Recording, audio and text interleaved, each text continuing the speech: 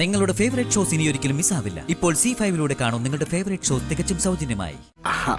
അതമ്മ ഈ അഡ്രസ് എന്ന് പറഞ്ഞാലേ കാർത്തിക എന്റെ കൂടെ പോരുമ്പോ അനാഥാലയത്തിന്റെ വിലാസത്തിനൊപ്പം ഈ വിലയോടൊപ്പമുള്ള സാധനങ്ങൾ കൂടി സൂക്ഷിച്ചിട്ടുണ്ടായിരുന്നു.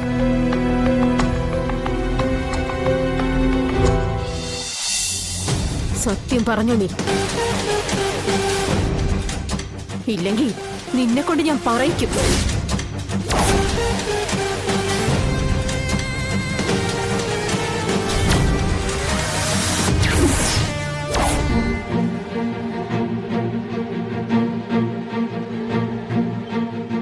പറയടി, നീ പറയില്ലല്ലേ?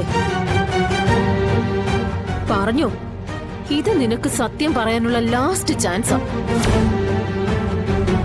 ഇല്ലെങ്കിൽ ഇതുകൊണ്ട് നിന്റെ കൊരവളിങ്ങി കുത്തി പുറത്തെടുക്കും ഞാൻ.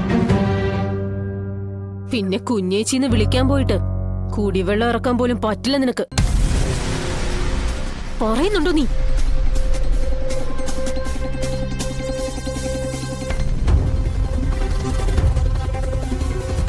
പറ. കുഞ്ഞേച്ചി പറ, നിന്റെ കുഞ്ഞേച്ചി പറഞ്ഞിട്ടാണോ? കുഞ്ഞേച്ചി കുഞ്ഞേച്ചി എന്താ പറഞ്ഞെന്ന് പറയാൻ. കുഞ്ഞേച്ചി എടി പറയാൻ. നീ പിന്നെ ഡ്രാമ കളിക്കല്ലേടി? ഇപ്പൊ നീ എന്താ ചെയ്യാൻ പോകുന്നെന്ന് എനിക്കൊന്ന് കാണണം.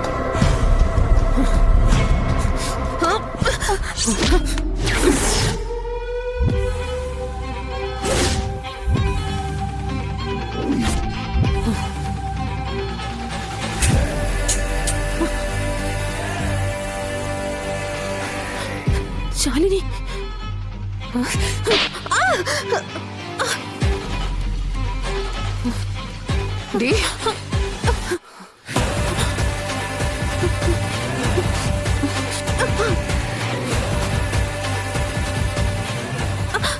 എന്റെ മുടിയെ വിട്. നീ എന്താടി കാണിച്ചത്?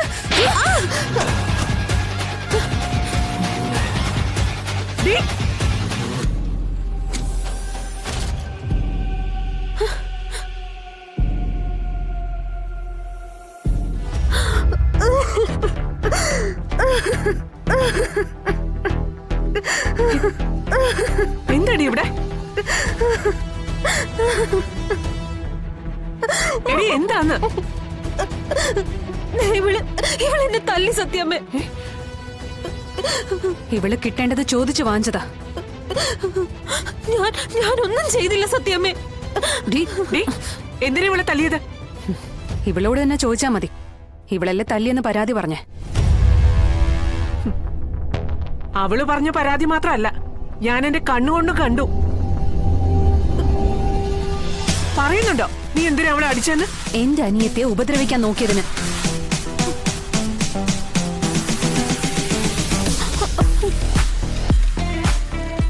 ശ്യാമയെ തൊട്ടാ ഞാൻ ഇവളെ അടിക്കുമല്ലോ, അടിച്ചു കൊല്ലും.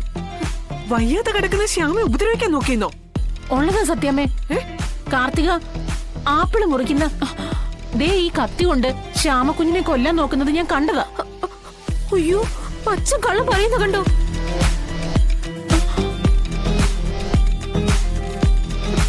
കുറച്ച് വിശ്വസിക്കാൻ പറ്റുന്ന നുണയൊക്കെ പറയാൻ പറയും സത്യാമ്മേ.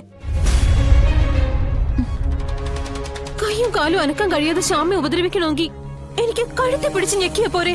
അതുമല്ലെങ്കിൽ മൂക്കും വായും പൊത്തിപ്പിടിച്ച് ശ്വാസം മുട്ടിച്ചാ പോരെ? എന്തിനാ കത്തിയെടുത്ത് കുത്തിയിട്ട് ഞാൻ ജയിലിൽ പോകുന്നേ?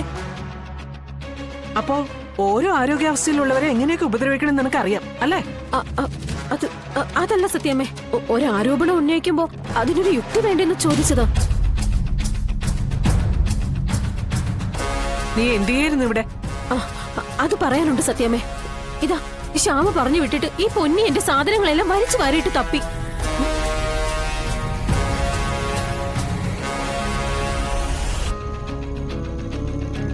ശ്യാമ പറഞ്ഞു വിട്ടിട്ടോ? അതേ സത്യമേ, ശ്യാമ പറഞ്ഞു വിട്ടിട്ട് തന്നെയാ. അല്ലെങ്കിൽ പൊന്നോട് ചോദിച്ചു നോക്ക്. എന്റെ പൊന്ന് സത്യമ്മേ, എനിക്കൊന്നും അറിയാൻ പാടില്ല. കുഞ്ഞേച്ചി കുഞ്ഞേച്ചി എന്ന് മാത്രം വിളിച്ചു കിടക്കുന്ന ശ്യാമക്കുഞ്ഞ് കാർത്തികയുടെ സാധനങ്ങളൊക്കെ വാരി വലിച്ചിട്ട് തപ്പാൻ പറഞ്ഞെന്നോ? അല്ല, അല്ലെങ്കിൽ തന്നെ ശ്യാമക്കുഞ്ഞിന് അതുകൊണ്ട് എന്താ ലാഭം? കാർത്തികയുടെ സാധനങ്ങൾ എന്തെങ്കിലും മോഷ്ടിക്കാൻ വയ്യാതെ കിടക്കുന്ന ഈ ശ്യാമക്കുഞ്ഞ് പറഞ്ഞെന്നാണോ ഈ പറഞ്ഞോണ്ട് വരുന്നത്? എടി കള്ളം പറയുന്ന നിക്കവിടെ. അല്ല സത്യം, ഇവള് കള്ളം പറയാ. ഒന്ന് നിർത്തുന്നുണ്ടോ നീ? എന്താ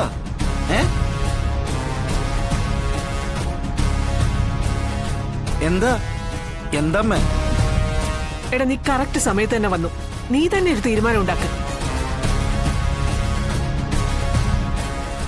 വയ്യാതെ കിടക്കുന്ന ശ്യാമു പറഞ്ഞിട്ട് പൊന്നി കാർത്തികയുടെ സാധനങ്ങളെല്ലാം വലിച്ചു പരിയിട്ട് പരിശോധിച്ചെന്ന നിന്റെ ഭാര്യ കാർത്തിക പറയുന്നത്.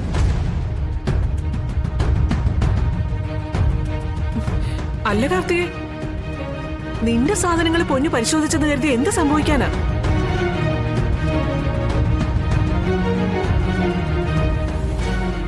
അവൾ എന്തെങ്കിലും മോഷണം നടത്തുന്ന സംശയമുണ്ടോ നിനക്ക്? മോഷ്ടിക്കാനൊന്നും അല്ല, ഇവളിന്റെ അഡ്രസ് തരികയായിരുന്നു.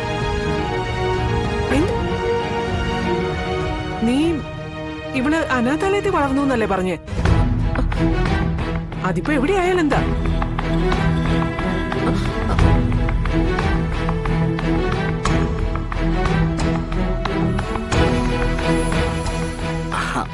അതമ്മ ഈ അഡ്രസ് എന്ന് പറഞ്ഞാലേ കാർത്തിക എന്റെ കൂടെ പോരുമ്പോ അനാഥാലയത്തിന്റെ വിലാസത്തിനൊപ്പം ഈ വിലപിടിപ്പുള്ള സാധനങ്ങൾ കൂടി സൂക്ഷിച്ചിട്ടുണ്ടായിരുന്നു.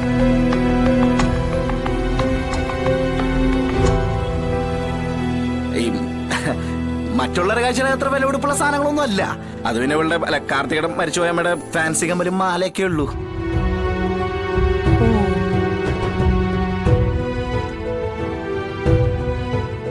അപ്പൊ അത് കാർത്തിക നിധി പോലെ സൂക്ഷിക്കുന്ന ഒരു സാധനമാണേ.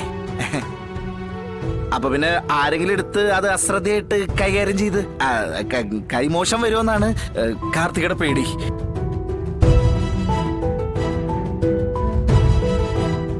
അപ്പൊ ഇതിപ്പോ എടുക്കുന്നതിൽ എന്നെ തന്നെ വിലക്കിരിക്കുക. ഓ അതാണോ?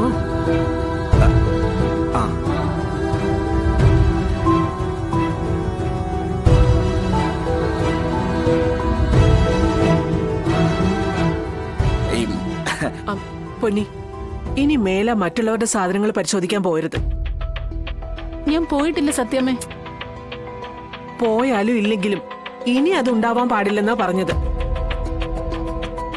പ്രശ്നം തീർന്നല്ലേ? ആ മോളെ, നിന്റെ അമ്മയെ സംബന്ധിച്ച ഓർമ്മകളൊന്നും ആരും കവർന്നുകൊണ്ട് പോകാൻ പോകുന്നില്ല.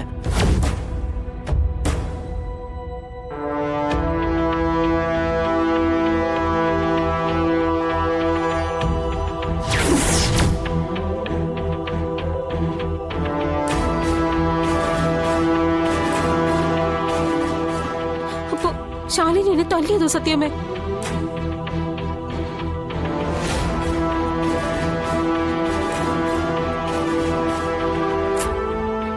അത് നീ ശ്യാമയെ ഉപദ്രവിക്കാൻ ശ്രമിച്ചതുകൊണ്ടല്ലേ? എന്തൊക്കെ ഇവിടെ നടക്കുന്നത്?